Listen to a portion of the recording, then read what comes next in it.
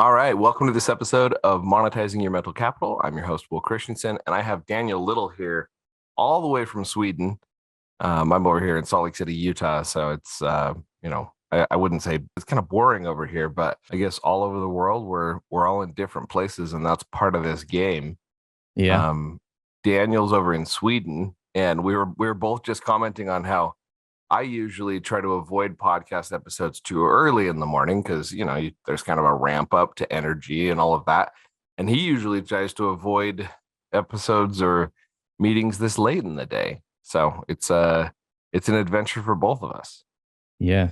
You've got us both at our best today. Yeah, 100%. Well, Daniel, I'm super excited about this. The first question I like to ask is, if I were an e-commerce seller and I was out, trucking away, selling physical products, Mm-hmm. and I wanted to shift my focus a little bit and find an opportunity to monetize mental capital, meaning a non-tangible product. Why would I want to hear from you? What do you have to offer that someone else might not around this idea of building mental capital?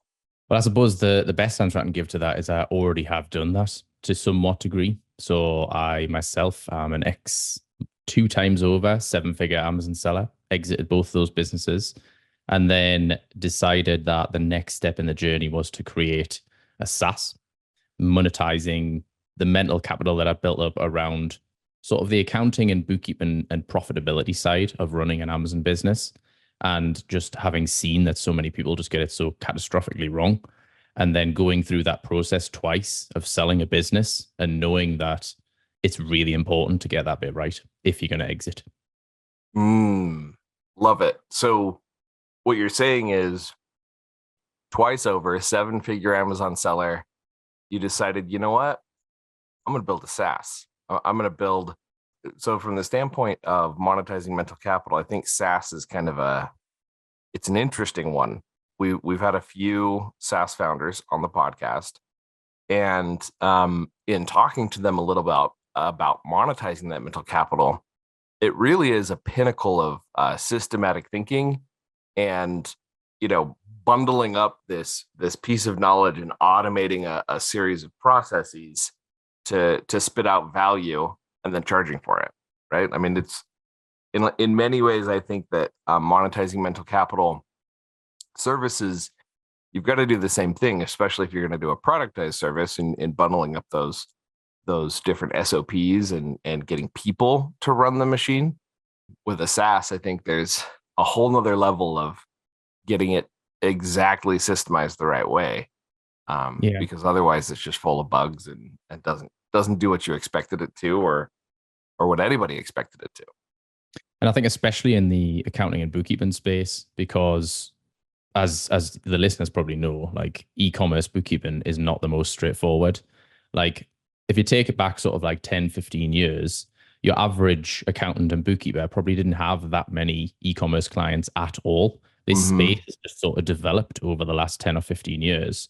And it's not something that lots of accountants and bookkeepers truly understand the complexities of. And I think that that's where the mental capital side of things comes in, because as a seller, once you've gone through that journey a couple of times of selling a business and realizing about accrual accounts and having to know every little intricacy of your profitability to be able to make it a nice opportunity for the buyer, I think that you really do need to understand that e-commerce accounting is not like any traditional business.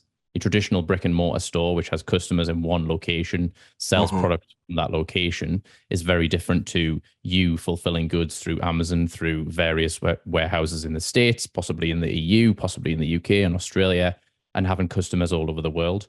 That level of intricacy from a tax point of view and from your bookkeeping has just gone 99% higher. 100%. 100%. We've had Scott Scharf and Tyler Jeffcoat. So Scott Scharf is the founder of Catching Clouds, which was one of the first bookkeeping companies that was focused on that. They actually wrote several courses that were teaching other bookkeepers to do that work. And then Tyler Jeffcoat owns Seller Accountant, and Seller Accountant was actually founded in the same place Seller Labs was, with the same founder. So Tyler Jeffcoat and Brandon Checketts founded Seller Accountant. And Tyler and I actually were in the same room while he was like, he had 0 clients, 0 employees. And he was like, we're going to start this bookkeeping thing and get it off the ground. So I'm intimately familiar with some of the discussions that have been had around, the lack of good bookkeeping. He's even done, I've talked to him about some forensic accounting that he's done where he goes in and a business is going to be acquired and he's the one who goes in and tears apart the books to say just how poorly they've done. And I mean, it's been amazing to hear. He can, depending on how poorly that's been done, it's a real point of devalue. Yeah, yeah. Right? Like they can go in and say, oh yeah, this business would be worth 10 million, but it's actually only worth like 7.5 because of this, and this, and it's all just poor bookkeeping. Yeah, yeah, yeah. Like that, they can use that as a talking point. So from that standpoint, I mean, fascinating. And it can get even worse as well, because if you take the example of exiting a business, say you get an offer on the table of $10 million, hypothetically, and then you go through due diligence. If in due diligence they find out that your figures are actually not what they were made out to be, then not only will it decrease your valuation, but on average, what I've read somewhere, can't remember exactly where, is that for every dollar your P&L is wrong, for every dollar that you've made wrong in your profit and loss statement, it can have up to $4 detrimental value to the valuation of the business. Woo. So getting it right up front is going to save you so much more in the long run. And I think that bringing it back to the software piece, I mean, obviously I'm a sales guy, so I'm always bringing it back to what I do. Mm-hmm. And I think that even though it's complicated, even though that e-commerce accounting is mega complicated, there's so many intricacies, there's tax all over the place, and you have to know exactly how to categorize everything. It is just a system. And as you say, like, you just need to be able to monetize that system. And so that's what we did. We thought, well, okay, we started off with understanding from a UK point of view. That's where the company started. We understand how everything works in the UK, and we'll take on board some UK accountants who can help us to sort this out and create a bulletproof system, which will make sure that your taxes and your accountant and your bookkeeping is 100% spot on every month without you having to lift a finger. And so it is just about taking all of the rules and all of the laws and throwing them into an algorithm, and then spitting in your Amazon data or your Shopify data or your eBay data or whatever channel you want. And then there you go. There's your results, and syncing that straight across to your bookkeeping system. So I think that it is just about making sure that you understand how everything should work and then systematizing it. I love it. Going back a little bit, when was the first time you can remember monetizing mental capital? So this is probably far back before your, seven-figure exits in your e-commerce days. A lot of times we hear a lemonade story, lemonade stand, where you're out on the corner selling watery lemonade or something of the like. When can you remember? I had a guy, one of my favorite episodes. He talked about how he used to sell soda pop to his brothers. He kept a little fridge with a lock on it in his bedroom. And he was monetizing a physical product, but in my mind, that's an amazing example of ingenuity and monetizing some mental capital, because he mentally understood, like, okay, law of supply and demand here. If I've got an ice cold Coke at midnight, he's going to come to me versus driving to the convenience store. Well, you've seen that thing, haven't you, where it's like bottle of water from the supermarket, 25 cents.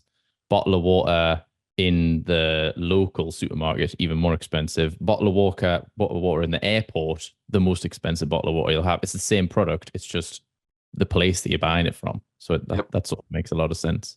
Yep. So for me, my example, I don't know whether I like to say that I'm one of the first people who did retail arbitrage, because I started when I was 12 years old. So that's 22 years ago. And I'm pretty confident that might have been one of the first people who did. And so my story is that when I was 12 years old, I was always entrepreneurial and like loved doing things like that. So yeah, I used to buy soda on the way to school, put it in my locker and sell it to my friends at break time and stuff like that. But I think the real one for me was we have this shop in the UK when I lived there called Poundland. And basically everything in that shop was £1, which is like $1.30. And they would always have like all the usual items, but on the end of every gondola was like a special of the week. And I realized that the special of the week was often like the perceived value of that product was often a lot more than what they were selling it for, i.e., a pound.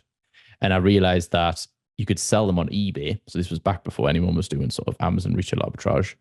And so I would go in on a weekend and I would walk down to the shop and I would look on the corners. And I remember two products that really stood out. One was a Game Boy Advance like accessory pack, and it was like a little case and then a couple of cases for the cartridges that went in, and then like a little strap that you could put on it. And that was a pound. And I sold them on eBay for like $4.99 or something like that. And then there was also a little cappuccino frother, which was like a battery powered cappuccino frother. And I think Zule Kitchen actually sells sort of a much better version of that now. But they were a pound as well. And I sold them for like $2.99, $3.99. And so I visit my mom and dad's house occasionally, and I still have the little business folder where I kept all of my invoices from selling them on eBay. And it's like a little trip down memory lane. But yeah, I think that's my story, is that I'm hoping that I'm one of the first people who ever did retail arbitrage. So I mean that definitely beats out several of the others I've talked to about retail arbitrage. So you came across, you realized, hold on, the perceived value of this product is much higher. I'm gonna take that home, throw it up on eBay, and make some cash on it. Just out of curiosity, from a profit perspective, were those figures like the $4.99 or $2.99 that you were selling those two products for? Was that £4.99? Yeah.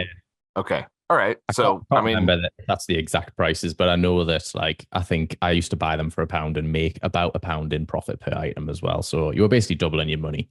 And so had I known did you about, go in and like you were like clearing off the shelf, like you walked in and like like yeah, so I would the walk whole down. everything that was on the shelf went into your cart. 100%, yeah, with it. 100%, yeah. So they would often, as I say, it was like a special on the end of the aisle, and basically there would always be like, I don't know, between 50 and 100 of those items. And so in the beginning, I didn't have 50 or £100 to buy stuff with, but I would just buy like 20, and then I would come back once I had a bit more money. And in the end, yeah, I was going down and clearing it off, and they sort of knew me in the shop by the end of it. They're like, "Oh, you're coming in to clear it out again?" And so I would put them in back, and I would walk back up home with like loads of carrier bags. So yeah. I think that's the best part of this whole journey. Yeah. So you're walking home. How far was the walk? I was like a 20-minute walk, and it was up a pretty steep hill. So on the way down, I would have loved it the other way around, but on the way down, it was like downhill. On the way back up, it was a pretty steep hill. So, but yeah. So not only were you monetizing mental capital from a standpoint of, did you ever factor in the heavy walk back?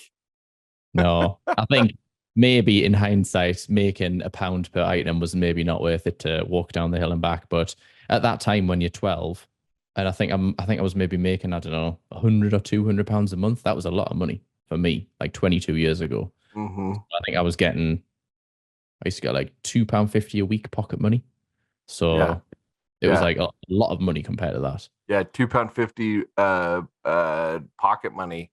I mean, from that standpoint, I mean that means you were pulling in like £10 a month in pocket money, and you were like 10xing, 20xing your pocket money. Yeah, exactly. Yeah, and I think that was worth walking down. I mean, because you only walk down once a week, right? Like you walk down on the weekend. Yeah, just on the weekend. Yeah. So and down and back, it was 20 minutes there, 20 minutes back. I mean, that's less than an hour. I mean, you were doing pretty well. Sounds like it was a good deal from that standpoint. Yeah. But I think it's interesting. I sort of got the bite of the entrepreneurial spirit. And I think that then there was a bit of a gap, and I was like in school, as you can imagine, and then got normal jobs. And then again, it sort of like bit me, and I did retail arbitrage again, but this was like 10 years ago now I'm talking. And that's when it all started again. And then it was like I had a car. So you would go down to the shop and you would fill your car full of product. And then that just became every single day until eventually I realized that it's not as scalable as private label, moved into private label, and then scaled those up and sold and started a SaaS. Interesting. So it's actually funny that you're talking about this because there's a reality TV show, and I hate that that's the genre that they throw out there, but it's called Undercover Billionaire. Yeah. Have you watched that one? I've seen something similar. Yeah. So these guys, they basically, this guy basically said, I am so confident that, you know, the undercover or this whole journey of figuring out how to make money is not dead. He said, I am going to go out to a very backwater part of the United States. I'm going to not use my name or my reputation at all. And I am going to build up $1 million in net worth in 90 days or something, something like that. Like that, like I'm going to go from zero, or I think he started out with like $200, I think, something like that. And then over the course of the series of the episode, 90 days, he has to create a successful company where he's got to be worth, that they've got people coming in to value the business, and it's got to be worth $1 million. And if it's not worth $1 million, he's going to put $1 million of his own money into it to like build it up and grow it and all the above. And you watch this, like the first day he like shows up and sleeps in his truck. He's got $200 in a pickup truck, and he sleeps in his truck. And then he gets up the next day, and he's like, what a lot of people don't know is that there are tires often left by the railroad tracks that are worth a couple $100, and they're just left there in dumpsters or different things like that. So he starts driving all over town looking for tires, because he's gonna go flip the tires. And then it's if you've ever heard that game where, you know, you start with a paper clip and you knock on people's doors and you say, do you have anything bigger or better than a paper clip? And you end up with a pencil. Then you go knock on another door. Do you have anything bigger or better than a pencil? And then you end up with, you know, an old cell phone. And then you go to the next door. Do you have anything bigger or better than the cell phone? And you end up with like a chair. And you end up, you know, we used to play this game. We'd go on dates as kids, high school, and we go knock on doors. And one time I ended up with a fridge, like a working. I started out with a paper clip and knocked on probably 20 or 30 doors. And it was a game because we would have like 5 or 6 couples that were out there knocking on doors, and then we would all meet back at my house and show what you got out of it. You started with a paper clip, and we're playing the bigger and better game. Do you have anything bigger or better than this? And usually you'd get what they would have taken to the thrift store, right? Like that there's a pile somewhere in everyone's house. There's one in mine where you got all the stuff that would have gone to the thrift store. And so they're like, hold on, let me go look and see if I've got anything in the thrift store pile to give you. Yeah. Well, one time I said, well, I don't have a dolly. Can I borrow your dolly, to lift this thing? And I'm going to walk it. And I can still remember walking down my very steep hill towards my house with the fridge. And I can't remember if I won that round or not, but it sure was funny when everybody came back and they were like, you have a freaking fridge. Where did you get a freaking fridge? Like, did you end up with a kitchen in your house then? Well, we already had a fridge. And so my mom was like, no, we're not keeping this fridge. So it went straight to the thrift store at that point. Yeah. But the funny part was, I mean, you think about it, that fridge, if I had posted that on our local classifieds, I probably could have made $50 out of it. Yeah. So it's just really interesting to consider this idea of arbitrage and digging into that. And as you were talking about it, that's why Undercover Billionaire came up in my head. So any of the listeners, Sorry. No, I was just gonna say it's a good one to watch. Yeah. I was just gonna say, thinking about him, I think that having sort of scaled up multiple businesses now over the last 10 years, it definitely does get easier each time because you know the mistakes that you made, you know the best ways to do things. And it comes back to this mental capital, doesn't it? That like as you learn more about your niche, as you learn more about how best to do things and how to make your business as profitable as possible from the get-go, it just makes it much easier the next time round. So Yeah. when I scaled the first business and sold that one, that took me like 2.5 years. I didn't quite do it in 90 days like you did. And then when I sold the second one, it took me 18 months. And it was just because two things really. One, because I knew exactly what I was doing the second time and I'd already got a proven track record of doing it. Mm-hmm. And two, I could take the capital from the first one and use it to speed up the implementation of the second one. So the first business I launched 7 SKUs in 2.5 years. The Mm. second business I launched 25 SKUs in 18 months. So it was much easier the second time round because I had a process to follow. I had the freelancers that I could get in touch with again. And I was just able to just like rock out products, knowing that it would work. It's interesting that you mentioned that. It's interesting that you consider like where that shifts and the learning that comes into the whole process. I mean, in a way, what you did there. So the first time you went out to monetize that mental capital, clear back with your retail arbitrage, you saw something that was like at face value. Wow, wait, hold on, that's worth 5x or 4x what they're selling it for. I've seen this eBay thing. I'll package it up. I'll send it off. I'll make that. I will 10x my spending money per month by walking down. And I think my favorite part is this solopreneur, trudging up the hill with ginormous bags in that journey. You were like, I'm going to do that. And then you're like, you know what? I'm going to do that again. And so you built that first 7-figure Amazon or 7-figure e-commerce business. And then you're like, you know what? Now I'm going to do it again. And you built that second one. And it took you less time. And the multiples were grading. The spending money on the weekend or on a monthly basis was much, much greater. And you looked at that whole process. And it sounds like what you did in identifying, okay, now I'm going to build a SaaS, is you saw a pain in that whole process of selling, buy low, sell high, sell the business. Because in the end, I'm guessing you probably didn't sell the go clear off the Poundland end cap sale. You probably didn't sell that business to anyone. No, that just fizzled away when I continued with school, I think. Yeah. So but it's interesting because there is definitely a pattern there, because you saw value in buy low, sell high.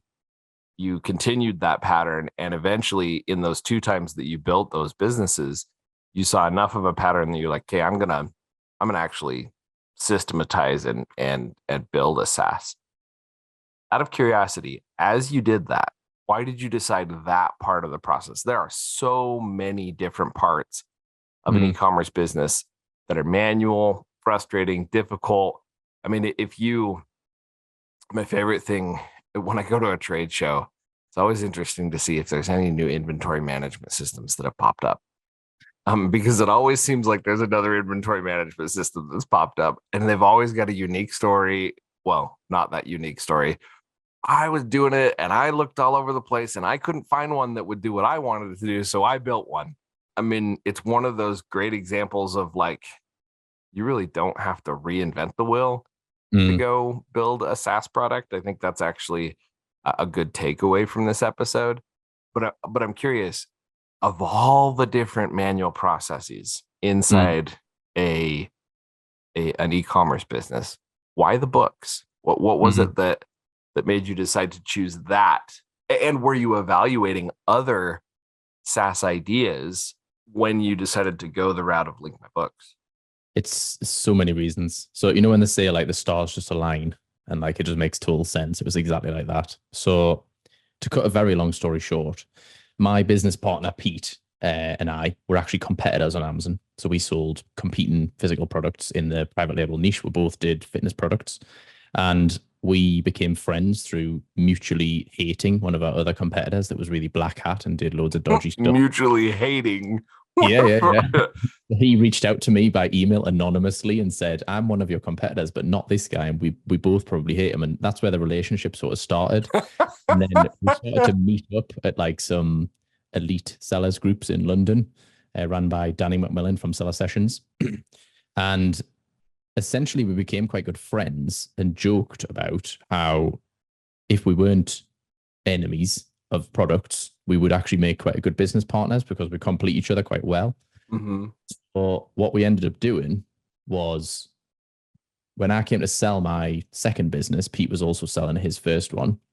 Mm-hmm. And we talked about that. There was basically a product in the market called A2X, which was monopolizing the accountant space. Like I'd used it personally, and I think it's a good product. I'm not going to lie. It was a good product. It was expensive for what it did, I thought at the time, and it only really serviced the UK market and no, the US market, sorry. And so that was where the idea first came from, was that like Pete already had he's a software developer by trade. So he had his own little version. I said, do you use A2X? And he was like, no, I've built my own. And I was using A2X and wasn't really 100% happy with it for the UK market specifically. And that's where sort of the penny dropped moment came. It was like, so Pete's a software developer. He's already got this piece of software. We've personally felt the pain of e-commerce accounting. I think I've gone through probably 6 accountants by the time I finished my second business. Like nobody truly understood everything. And especially not from the UK point of view. And so I just thought, if we can make a UK version of A2X, which is solely focused on the UK and does it right and does it cost effective, then maybe we can penetrate the UK market. And as you say, with SaaS, you don't need to reinvent the wheel. You just need to make your niche within a niche. And so our niche was e-commerce bookkeeping, but we wanted to focus on getting the UK right. And since then, we've expanded out and now we do basically everyone all over the world and loads of sales channels. So we've become a true competitor of A2X. But I think that's where it all started. And well, so it's the other about a reason beachhead. I liked it, the other reason I liked it was because I'm a total nerd and because I really like numbers. And so that side of the business where everyone else was like, oh, I hate doing the books at the end of the month. And it's like the worst task I can imagine. Why can't someone just do this for me? That's like the exact opposite of how I am. Even to this day, running Link My Books, I still do the bookkeeping for our business, even though we could probably outsource it. We could probably automate it, but I just like it. And so I think that there was just so many reasons why it all worked. That's actually great product market fit. That's actually fascinating, Daniel. So there's 3 things that I want to point out there. So for e-commerce sellers that are considering the idea of SaaS, and SaaS actually is something that I find a lot of e-commerce sellers interested in, and they don't know where to start, or should I actually go dig into this, or whatever's there. And so I love episodes like this where we get to pick that apart, because that's the journey here, is trying to help them understand how difficult it could be, but also like to decide where to go with that. How do I decide where to go? So I love what you said. Like I took something I loved. So Daniel Little is very passionate about numbers. To this day, you don't outsource the bookkeeping because you like that part. And on top of that, you started to look around in your network to see what other people had done. And on top of that, you also found something that someone else had already done successfully. So A2X, I'm very familiar with those guys. They had already successfully built a connector doing exactly what you wanted to do in other places. And you also saw a gap where they were focused on everywhere. They weren't 100% focused on UK. They did a lot of things well in the UK. But there was a piece of it that they hadn't done that well. And you were like, you know what? Okay, win. I like this. I know a guy who's a software developer who's already got some of that stuff in there and happens to be there. And I like him. So like that's almost like 2 things in one, right? Like I know a guy who's got a solution and I like him. And then on top of all of that, there's a gap. And we can fix all of that. So like, I think those are really fascinating ways that if I were an e-commerce seller and I was looking to do the monetization of my mental capital, start looking at your network. Start looking at what if you were to, I wonder, if I had a goal of like, I'm going to diversify my portfolio, I wonder if I just started saying, you know what, I'm going to have 3 calls a week with other Amazon sellers, with other e-commerce sellers. And on those calls, I'm just going to do a connect call, and I'm going to just get to know another seller, and very simply, go find your competitors, go find alternate categories, go look at masterminds. 3 15-minute calls a week. Just jump on and hear a little bit more about their business. Who do you need to meet? And then at the end of that call, after you've shared your network with them, ask, have you built any custom software for your business? Or are you currently using any custom software? Like not a SaaS product, but like something somebody else built that like you and 3 other people are using. I bet, 3 people times by, let's say you take 2 weeks off a year. So let's say three people times by 50 weeks in the year. I bet if you went and talked to 150 people and you surveyed and found it's probably going to be 5 to 10%, maybe more like 50%. I'm actually curious. You were an Amazon seller for a long time. How many of those 150, if I were to just interview them, do you think would be using some sort of custom software? Well, I think if I go back to the seller group that I was part of in London, there was like 20 of us who were part of that group. And I know that at least 2 or 3 of them, especially one guy called Ash, he was like a whiz with spreadsheets. And so if you remember that back in the day before all these reimbursement tools popped up all over the place, he used to like say, download these 3 reports from Amazon, slap them into this spreadsheet, and then bing, it would give you the numbers, and here's your cases you need to raise with Amazon, here's the order ID numbers, here's the amounts, and it was just like submit that information to Amazon, job done, you've just received a couple of grand in like reimbursements. And then obviously someone made a software for that. Yeah. And they built teams that could submit the cases for you. And that's what the likes of Katida and stuff like that are. And I think that he was just giving that away to everyone in the group. He's like, oh, I made something that automates that. And I think that's the key point, is that when I saw this as an opportunity, immediately the alarm bells were going as like, if I think that's a problem, there's going to be hundreds and hundreds of thousands of other sellers that are going to also think that's a problem. And I have looked, and there are no real good solutions. And the only solution that's there is expensive and not really suitable for the UK market. So if I make something and I make it cheaper, better, bigger, people will come. And I mean, I know that's sort of cliche because it's like you build it and people will come, but that's exactly what happened. We haven't really done any marketing, so to speak, to this day. Like it's all just been word of mouth. And it's because we have such a good product market fit, because we felt the problem ourselves. We knew that it was a big problem that people spent big money on with accountants to try and fix. And they never were really confident that it was correct. And they were always questioning the figures. To then have a software that just shows you categorically that everything's been accurately accounted for and all your taxes are correct and you're paying the exact right amount of tax, not too much, not too little. It's a peace of mind side of things, isn't it? And then I think tie this into physical products. Like some of the listeners might be thinking, oh, well, I don't want to run a SaaS. I want to run a physical product company. I used to do exactly the same in that case. It was like to find new products when I was looking at my 25 products. So I probably had like 100 on my hot list. I would just go out and I would find category bestsellers, like sub categories, like the very lowest category. What are the best sellers, the top 5 seller products? Look at them, look at what the people were saying in the reviews were good and what the people were saying in the reviews were bad. And then take the bad things, find a supplier, work with them to make those bad things better. That's now my unique selling point. Now I can start my first bullet point as, unlike other cappuccino frothers, Daniel Little cappuccino frother has X, Y, and Z. Because if you can sell to if your benefits can sell to the negatives of other people's products, they've got no leg to stand on. Doesn't matter how much cheaper they are. It doesn't matter how better they are at selling physical products. If you can get one product and you can nail it so that the market gets what they want, which is what is written in the reviews, you only have to look there, you're on to a winner. So I love that. That's even another strategy. So if we're going back to what we were talking, actually, I think you can combine those strategies. So let's say that I'm doing the 3 calls a week. I give myself a year to survey the market. I've now talked to 150 sellers. Based on what you said about that seller group that you were in, I think you should be asking 2 questions then. Do you use any custom software, or do you have any fancy spreadsheets that you're currently using to automate processes? Survey the market over the course of that year. And when you're surveying, you're probably going to find somewhere between 10 and 20%. So 15 to 30 ideas are going to flow through you in the course of that year.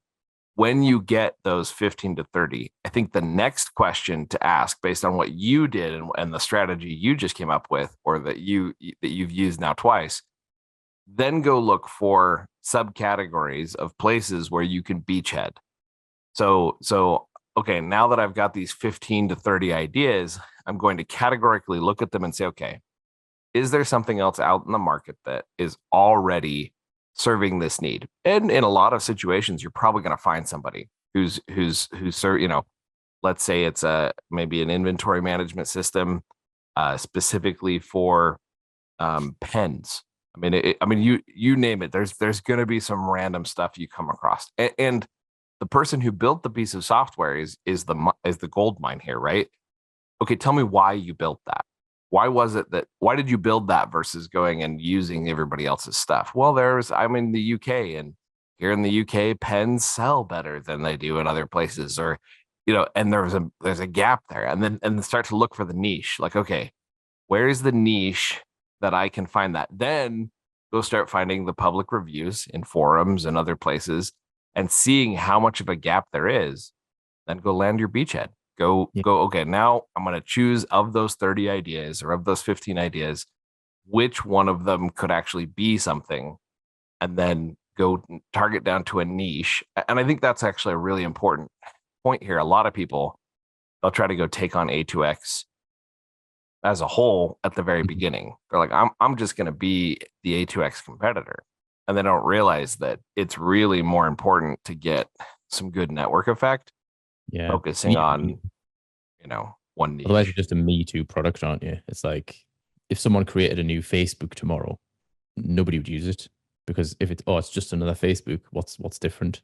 But when TikTok came along and TikTok made it so that it's like, okay, we are a social network, but we are only about video, and we are short form video only, and we don't do any of the other stuff that Facebook do. They're both a social network. You have your friends on both, but they're two very different things. And yet Facebook also does short videos now, and did before as well, but that was not what they specialized in. And so that's the difference. It's like you need to see a niche and then really sub down. And we like to think about it as like growing in concentric circles. So we started with just the UK, just Amazon, just Xero. And when we felt like we'd monopolized that market, i.e., everyone who is selling on Amazon, who uses Xero, who's based in the UK, they've at least heard of us. We are an option for them, and hopefully they'll use us. That's when you can move out, and that's when you can become an even greater threat to other companies out there who already do everything. Because if you just go out and you think, I'm going to target all the customers that they target, you're never going to win, because they are already so far ahead of you. They've already got so much marketing collateral for all those things. But if you go out and you pick one very small specific niche or sub niche of a niche. I love that. Like the 3 concentric circles you just talked about. Like, I'm just going to do Xero. I'm just going to do the UK. And what was the third one? Amazon. I'm just going to do Amazon. So that's what I'm going to be best at. Those 3 concentric circles. I think that's brilliant from a standpoint of like, talk about a simpler problem to solve. The reason that hits home for me is I'm a software developer at heart. That's a lot of my background, is automation and building automation and connecting those different dots. And I can tell you that one of the places where automation falls down is when you don't get the use case right, when there are enough edge cases that it just tears you apart and you can't cover all of the if statements that have to be put in there. Right? You put enough if statements in the software and all of a sudden you got problems for what's there. Now, if statements build on each other just fine if you can do that, in a methodical way. Yeah. But I think you focusing on just Amazon, just Xero, just the UK, like all 3 of those things, you eliminated thousands of if statements that you would have had to write in the software to make it right. just by choosing to only serve that niche. Yeah. And in doing so, like you already knew that if I focus on just Amazon, just the UK, and just Xero, because QuickBooks is a whole different ball game, right? Um, but as you focused on those three things, you knew exactly what you needed to do better than the competitor that was there. Yeah. You knew exactly what you needed to do to have the right value for what was there. Because when you drilled it down to that niche case, it was very obvious. And you also had access to some degree to that pool of people, based on the other sellers that you had already known in your 2 7-figure exits. Yeah. And I think that it didn't mean that that's where we stopped. Like that was, once we'd monopolized that mini circle, we just moved out. So the next thing that came was eBay and QuickBooks. Now we support all those things. And then it just snowballed from there. It was like whatever customers needed, whatever they felt like was the next integration we needed, we added. And now we're up to 8 sales channel integrations, 2 bookkeeping integrations, and a whole host of additional features that a lot of the competitors just don't have, like in-house analytics. We can benchmark against the industry. So we can say, this is how your business is performing. This is how businesses that are on average the same size as yours are performing in these key metrics. And no one else does that. It's like industry first. We came out with that like a couple of months ago, and it's just not something that anyone else is doing. And I think that the only reason we can do those things is because we understand the market. And I think going back to when we started off with just Amazon, there's been a lot of products that have come out that do the same thing, that connect sales channels to bookkeeping platforms. And the reason they have failed to gain the market share that we've gained is because they just don't do it right. They just think of it as, these are all the sales channels, these are all the bookkeeping platforms, we'll just stick a universal connection between them. And it just doesn't work. Amazon is very different to Shopify, which is very different to Etsy, which is different to TikTok Shop, which is different to Walmart. They're all very unique. And the way that you categorize the income, the revenue, the expenses, and how the taxes all work is very unique per sales channel. So you need to truly understand each sales channel before you can build an integration. So each of our integrations is effectively a separate product. It's not like you just slot a new tool in and all of a sudden it'll connect just the same way as the others did. It's a unique product for every sales channel. Interesting. That's a fascinating way to consider the way you build a SaaS product, because from that standpoint, I mean, what you're really doing is you chose to build the Link My Books version of just UK, just Amazon, just Xero. So that product was the first product you built, and then you built the second product, and then you built the third. So like, I think looking at it that way is actually fascinating. All right. Shifting the conversation here briefly. If you could make a phone call, let's imagine that I handed you a cell phone, and the cell phone I hand you actually takes you back in time to the point where you can actually call and talk to Daniel Little as he's carrying, 20 or 30 bags of material up the hill. The payphone starts ringing as he's walking by, and he's like, "What the payphone's ringing?" And he picks up the payphone, and it's you. It's Daniel from now. And we're going to skip the part where you have to convince him that it's Daniel from now, because, how could he possibly receive a phone call from the future? But you've at this point convinced Daniel, the 12-year-old version of yourself. And we're going to assume that the 12-year-old version of yourself would be willing to accept this advice that you're going to give, right? So we're going to take those two assumptions out of the mix. He's already convinced, oh, yeah, okay, this guy, this is Daniel from the future. Got it. And wait, what do you want to tell me? What's the advice? And we're going to assume he's got the maturity to take on the advice as well. So assuming those two things, what word of advice would you give to Daniel? He's just set down these really heavy bags of Game Boy Advance, accessories. Yeah. He's already seen a little bit of success. He's tasted some of what that looks like. What advice would you give him around monetizing mental capital going forward? Well, the first one I think I'm going to get out of the way with is I would just tell him to go and invest all of the money into Bitcoin, because then you're going to be like multi-billion by the time he's 15. I'm going to have to add another caveat there, Daniel. Bitcoin is already something that it's actually really funny how often that tends to be the first piece of advice. Like literally the last episode we recorded earlier this week, he was like, aside from telling him to go invest in Bitcoin, Like better than the lottery numbers, isn't it? Like that long ago, 20 years ago, if you got Bitcoin as it came out, you hear these stories, don't you? People like spent 20 Bitcoin on a pizza and stuff like that. It's like, yeah. So with that out of the way, with the lottery numbers off the table, I think that the best advice I would probably give is that to be a successful entrepreneur and capitalize on your mental capacity, I think that it is all about being relentless in my mind. Like there's someone out there who sort of trademarks that slogan, but I really do believe it that the reason that I'm successful and someone else isn't successful is not because I know much more, is not because I'm a guru in that area. It's because I'm relentless until I am. It's I'm willing to spend the extra time that other people aren't. So take it back to the physical products.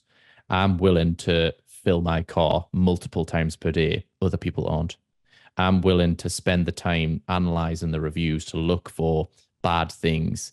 Other people aren't. I'm willing to work with the suppliers to then better those things and spend a bit more money up front on the molds. Other people aren't. It's all about going the extra mile, being relentless when other people will have given up already. So I see like entrepreneurship as being like a graph, and it's like most people will give up. It's like an exponential curve like that. To achieve the big results, there's so few people left. And it's because people have given up along the way. And so it's about being passionate about something and then just relentlessly chasing it until you get it. That's my advice. Love that. So be relentless about your opportunities, dig in, and you'll see kind of where that goes. And then beyond relentless in your opportunities, I guess my other question for you. So we're gonna pretend I'm Daniel and I'm 12 and I'm asking you this question. My question would be, well, how do I know which opportunities to be relentless on? Because if I'm relentless on all of them, I mean, I don't get anything done. That is another key point. Yeah. I suppose that the other thing that we as a company are good at is measuring results and making decisions quickly. And so you have this thing of hire fast, fire faster, but that sort of applies to not just people and freelancers and agencies in our eyes. Like we do that, but it also applies to strategies. So if you have a strategy this month that you're going to go after affiliates, you're going to go really hard. You're going to create a nice affiliate dashboard. You're going to go out and recruit a load of affiliates. And then 3 months later, you realize that you're spending 90% of your time on that. And it's not cutting the cheese. You're not making any good return on investment from it. It's being able to make that decision that, okay, I've got these 5 things that are ongoing at the moment. This one thing is producing most of the profitability. Let's chase that. Let's be relentless with that. And I think that to me is something that I've always been quite good at. I think being a numbers person, like I'm keen to analyze data. And so I think that having that front of mind and knowing that, okay, these are my opportunities and these are the risks and rewards, you know which angle to take. And I think bringing it back to the software as well, like that's what we're trying to empower sellers to be able to do. It's like, it's one thing automating your bookkeeping. It's one thing getting your taxes right and paying the right amount of tax and knowing that your figures are accurate so that when you come to sell your business, people are happy with them. But understanding what those numbers mean, understanding your return on investment, your net profit, understanding your margins, understanding which of your products and marketplaces you're actually making good money from, that's a whole other ballgame, because now you can focus your attention and be relentless in those places. I love it. I love it. Okay. So final question we ask on all of our episodes. So we're going to give you 60 seconds. You just stepped into an elevator and the guy next to you is like, yeah, I'm a 7-figure seller. So you get 60 seconds to basically, tell him a little bit about Link My Books, why you, and you could honestly, if you want to, you can just be like, listen to this episode because it basically handles all that. Whichever way you want to go with that. And then after that, I'm going to ask you to share any tips, tricks, hacks, or books you've come across in the last year that have helped you monetize your mental capital. Okay. So I've got my watch here. I'm setting the timer. You got 60 seconds. Go. Well, as any good salesperson, I would probably start with a question about how they're handling their bookkeeping now. And no doubt they would say, oh, it's a proper hassle. I'm stressed about it every single month. My bookkeeper doesn't really know what they're doing. And then I would just say, wouldn't it be great if there was a solution out there that could automate all that accurately for you so that your bookkeeper could focus on giving you advice about your finances instead of spending time entering them into the system? And I would say, luckily for you, that's exactly what we do. But not only do we do that, we also have in-app analytics and benchmarking to be able to allow you to not only get accurate finances, but to understand what they mean and make better business decisions and compare yourself against the competitors out there. It's probably less than 60. Beautiful. Hey, that was like only 40 seconds. Yeah. I'm going to ask you one more question. Why did you start that out with a pain? Like your question drew pain, right? Like it was like, wouldn't it be awesome if? And then you basically stated like something that for me, there to be a visceral, oh, I hate that. Yeah. It's sales 101, isn't it? Like before I ran Amazon businesses and SaaS businesses, I was a drug rep. So I sold medicines to doctors, and I did that for like 5 years. And before that, I worked in sales in like a cell phone store, and I've just been in sales for like the last 20 years. And every single sales course that you go on always talks about needs analysis and that human beings respond most to painful emotions. So give someone a happy picture, great. Give someone a terrible rainy day and explain how terrible everything is, but then give them the option of a solution. That's even better. And so that's it. It's just basic marketing, isn't it? It's like you pull on those heartstrings. You make them remember how they feel when they're doing that bookkeeping at the end of the month, and they hate. They know it's not right. They just they fudge the numbers until it somehow balances, and they just hope that they don't get caught by the tax man. And they know that it's probably not right. It's almost 90% of the way there. It'll do. Yeah. And that just doesn't cut it. So like use software, and that's how I would spin it.